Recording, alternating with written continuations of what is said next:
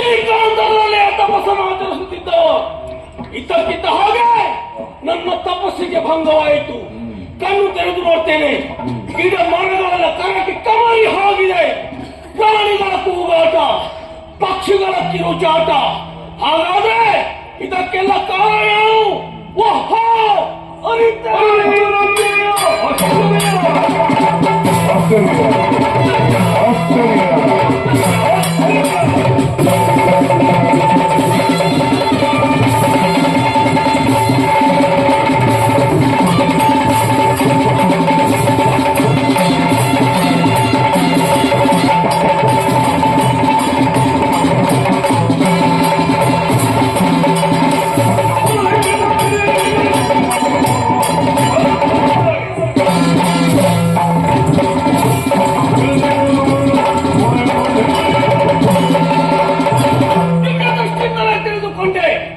ವಿದ್ಯಾಸುದೇವಂತ ಮಾಲಿನಿ ತನ್ನ ಸ್ವಾರ್ಥಕ್ಕಾಗಿ ಮಹೇಶಿಯ ರೂಪವನ್ನು ತಪಸ್ಸು ಮಾಡುತ್ತಿದ್ದಾಳೆ. ಒಬ್ಬ ಮಗನನ್ನ ಪಡೆದು ತನ್ನ ಕುಲವನ್ನು ಉತ್ತರಿಸಿಕೊಳ್ಳಬೇಕೆನ್ನುವ ಕಾರಣಕ್ಕಾಗಿ ಹೆಣ್ಣೋರ್ವಳು ಹೀಗೆ ತಪಸ್ಸು ಮಾಡ್ತಾಳೆ ಅಂತಾದ್ರೆ ನಮ್ಮಂತ ಮುರಿ ಕುಲಕ್ಕೆ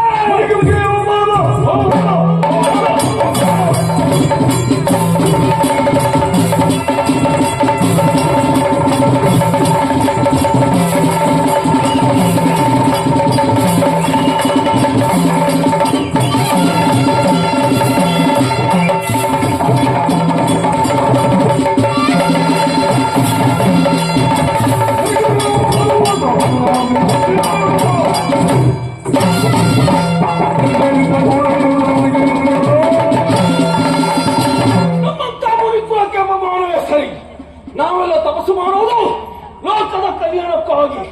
ಇವಳು ಹಾಗಲ್ಲ, ತನ್ನ ಸ್ವಾರ್ಥಕ್ಕಾಗಿ, ತನ್ನ ಕುಲವನ್ನು ಉತ್ತರಿಸಿಕೊಳ್ಳಬೇಕೆನ್ನೋ ಕಾರಣಕ್ಕಾಗಿ ಹೀಗೆ ತಪಸ್ಸನ್ನು ಮಾಡ್ತಾ ಇದ್ದಾಳಂತ ಆದ್ರೆ ತಿಳಿದ ನಾನು ಸುಮ್ಮನೆ ಹೇಳ್ತೇನಾ?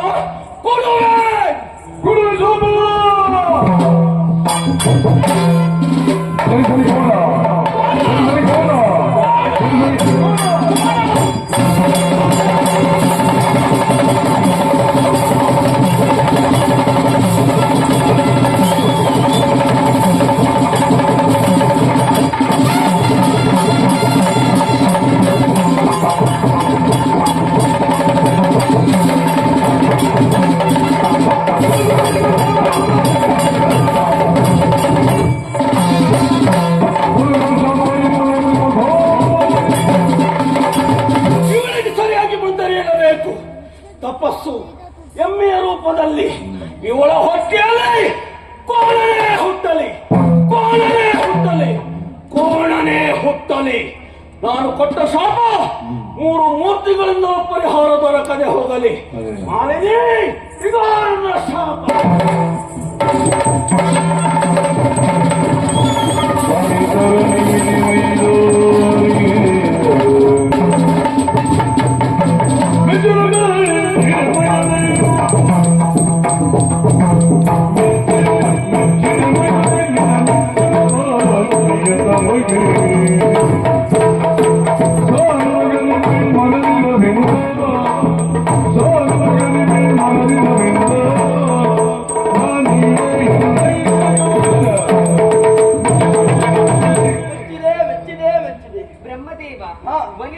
ತಂದೆ ವಂದಿಸಿಕೊಂಡೆ. ಮಾಲಿನಿ, ನಿನ್ನ ಪರಿಶುದ್ಧ ಅಂತ ಕಡೆಗೆ ವ್ಯಕ್ತಿ ಪ್ರತ್ಯಕ್ಷರಾಗಿದ್ದೇನೆ. ಮನದ ಇಚ್ಛೆಯನ್ನು ಹೇಳಿಕೋ, ಇಳಿಸ್ತೆ. ಬ್ರಹ್ಮದೇವ ಕರುಣ ಸಾಗರ ದೇವ ಪರಮೇಶ್ವರಿ ಕೇಳಯ್ಯ, ಕರುಣ ಸಾಗರ ದೇವ ಪರಮೇಶ್ವರಿ ಕೇಳಯ್ಯ, ಹರುಷದಿಂದಲೇ ಮನದಿರವ, ಹರುಷದಿಂದಲೇ ಮನದಿರವ, ಗುರುವೀರ ಶರಣನ ಮಯಸರಿಯ, ಗುರುವೀರನಾಗಿಯ ಗುರಾಣನ ಮಯಸರಿಯ, ವಿರಗಿದೆಯೇನು ಕರುಣ ಸಾಗರ. ಬ್ರಹ್ಮದೇವ, ನಿನ್ನನ್ನು ಕಂಡು ನನ್ನ ಜನ್ಮ ಸಾರ್ಥಕವಾಯಿತು, ಪಾವನವಾಯಿತು. ಶುಭವಾಯಿತು ಅಂತ ನಾನು ಭಾವಿಸಿಕೊಳ್ತೇನೆ. ಈ ಘೋರವಾದಂತಹ ಕಾಂತಾರವನ್ನು ಸೇರಿ ತಪಸ್ಸನ್ನಾಚರಿಸುವುದಕ್ಕೂ ಬಲವಾದ ಉದ್ದೇಶ ಉಂಟು.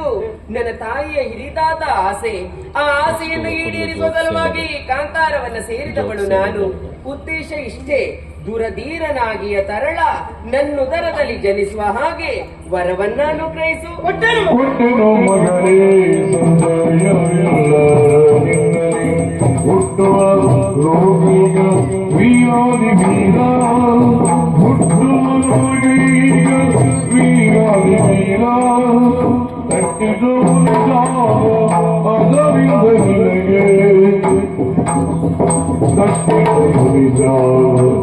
ಅದರಿಂದ ನಿನಗೆ ತಟ್ಟಿದ ಅದರಿಂದ ನಿನಗೆ ಒಟ್ಟಣ ಮಗಳೇ ಸಂಶಯವಿಲ್ಲ.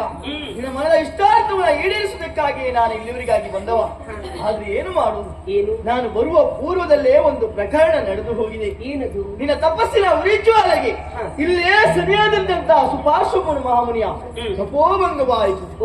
ಕೋಪಗೊಂಡಂತ ಆತನಿನ ಪಾಲಿಗೆ ಶಾಪ ಕೊಟ್ಟಿದ್ದಾನೆ ಮಗಳೇ. ಶಾಪವ? ನಿನ್ನ ಹೊಟ್ಟೆಯಲ್ಲಿ ಕೋಣ ಹುಟ್ಟಲಿ ಎನ್ನುವ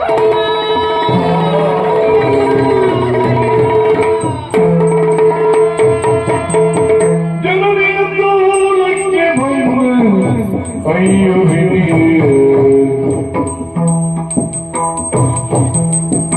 ಜನರಿಗೆ ಬಂದು ಅಯ್ಯೋ ವಿನಯದಿಂದ ಭಜಿಸಿರು ಅಯ್ಯೋ ವಿನಯದಿಂದ ಭಜಿಸಿದರು ಅಯ್ಯೋ ಮುನಿಯ ಬಂದಿದ್ದಲ್ಲ ಅಯ್ಯೋ ಮುನಿಯ ಬಂದಿದ್ದಲ್ಲ ಅಯ್ಯೋ ಮೈದಯದಿಂದಲಿಂದೇ ಅಯ್ಯೋ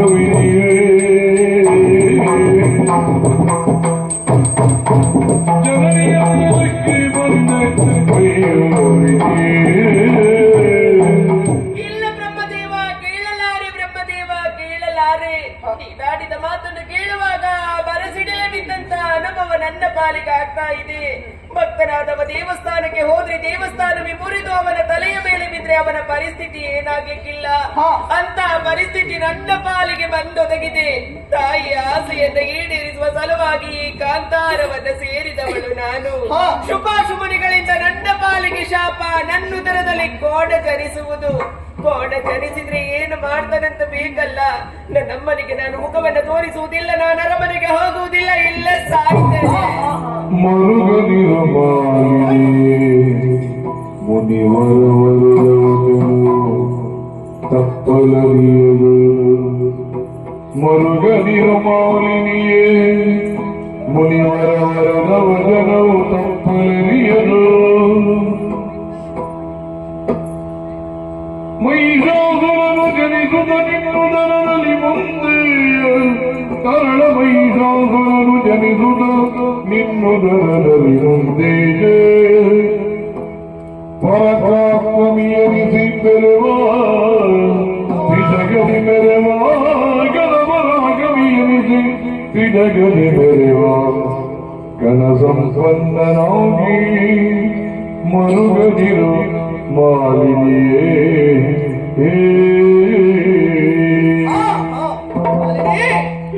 ಜೀವನದಲ್ಲಿ ಬೇಸತ್ತು ಆತ್ಮಹತ್ಯೆಗೆ ಮುಂದಾಗ್ತಾ ಇದ್ಯಾ? ಆತ್ಮಹತ್ಯೆ ಇರೋದು ಮಹಾಪಾಪ. ಅದು ನಿನ್ನವರಿಗೂ ನಿನ್ನಂತವರಿಗೂ ಯೋಗ್ಯವೂ ಅಲ್ಲ. ಹುಟ್ಟುವ ಮಗು ಕೋಣನಾಗಿರ್ತಾನೆ.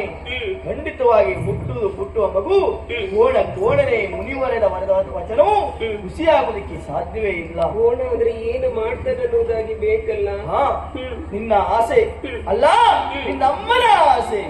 ಮೂರು ಲೋಕಕ್ಕೂ ದೇಶನಾಗಬೇಕು ಎನ್ನುವುದಾಗಿ. ಕೋಣನಾದರೂ ಅವನು ಜಾಣನಾಗಿರ್ತಾನೆ. ಕೋಣನಾದರೂ ಜಾಣನಾಗ್ತಾನೆ. ನಿನ್ನ ಆಸೆ, ನಿಮ್ಮ ಅಮ್ಮನ ಆಸೆನ ಈಡೇರಿಸ್ತಾನೆ. ಹೋಗುವ ಅರಮನೆ. ಧನ್ಯವಾದ.